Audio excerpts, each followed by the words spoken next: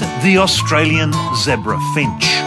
The zebra finch is by far and away the bird that's been most studied in captivity and has probably contributed to a greater diversity of areas in biology than any other bird at all.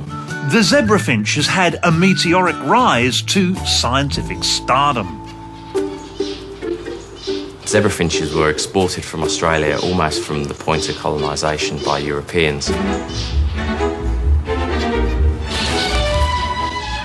These little guys are so good at breeding that even a scientist can look after them. So this is a perfect example. I just put these sticks in here just a couple of days ago and some straw in yesterday, and they've laid their first egg. The zebra finch lives in the Australian outback. With water and food being scarce, they make the best of the situation when the rains come. Breeding quickly and developing fast when the conditions are right. They're a pretty loyal bird, generally only finding a new mate if their partner falls off the perch. Couples look after the chicks together, collect food together, and pretty much spend every hour of the day together. Zebra finches are a really good model for actually understanding things about our own mating system. We can do experiments to understand how social monogamy works in a bird, which actually tell us something about our own pair bond and our own reproductive behaviour. The zebra finch will hone its use of language over the first 60 days of its life. That provides a really good model system for understanding how language can be learnt. Although it's not exactly the same as the kind of language that we see in humans, it's one of the best animal models for the acquisition of language.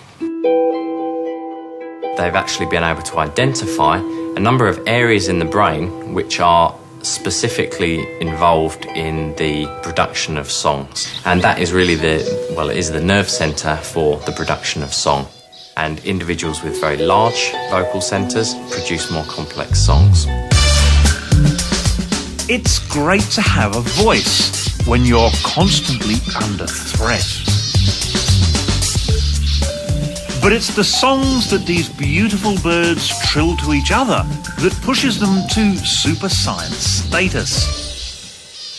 To date, just 2 bird species have had their genome fully sequenced. The first of those is the domestic hen. The zebra finch is the first wild bird to have its genome sequenced. Researchers have recently stumbled on a gene that may be important in breeding behaviour. In humans and zebra finches, the ratio between your second and fourth digit is very strongly related to the level of testosterone that you're exposed to during your development. And that will end up explaining why some males are much better at reproducing than others, or why females might prefer some than others, simply because of this gene, which affects the length of the second and the fourth digit in their feet, but more importantly, it's related to testosterone, which affects pretty much everything about the way an animal behaves. Around the world, the zebra finch has been the focus of around about 800 papers, and it's also been the focus of 30 papers in Nature and Science, which are the top leading journals for biology. So it really has had a tremendous impact across a whole variety of fields. It's for these insights that the humble zebra finch deserves a profile as a great Aussie scientist.